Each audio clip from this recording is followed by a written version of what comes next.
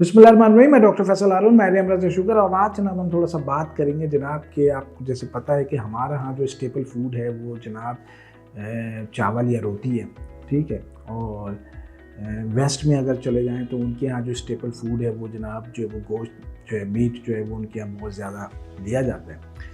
तो जनाब बेसिकली जो एक प्रॉब्लमेटिक है और बहुत सारे लोगों का, और डॉक्टर्स भी अगर हम देखें तो वो जनाब जहाँ उनको पता चलता है कि जनाब आपकी जनाब डायबिटीज़ है और बाकी चीज़ें हैं, फिर आपका वो कहते हैं कि डायबिटीज़ की वजह से नेफ्रोपैथी होगी और बाकी चीज़ें, वो गोश्त को जो है वो थोड़ा सा कम कर देती हैं, ठीक है।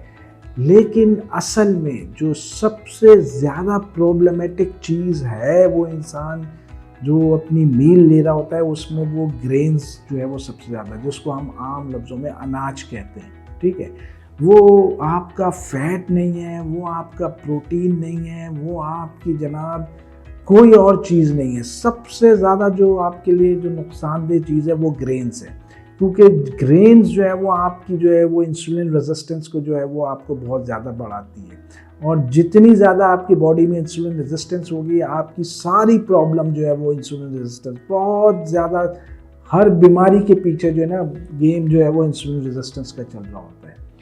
तो ग्रेन्स जो है वो असल प्रॉब्लम है, मीट नहीं है। मीट आप जितना ले लें कोई ऐसा इशू नहीं है, आप चर्बी वाला गोश्त भी ले लें कोई मसला नहीं है। जितना नुकसान जो है वो आपको जो है वो ग्रेन्स पहुंचाती है रोटी और चावल। देखिए, अगर आप हम पुराने ज़माने में चल जाएँ, एंशियंट उसमें चले जाएँ, तो बेसिकली दो ही मील होती थी, एक सुबह का नाश्ता होता था और एक रात का खाना, ठीक है।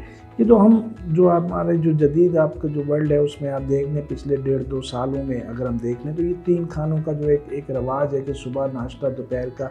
अब एक 40-45 साल का आदमी है, उसको दिन में 3 खाने की क्या ज़रूरत है?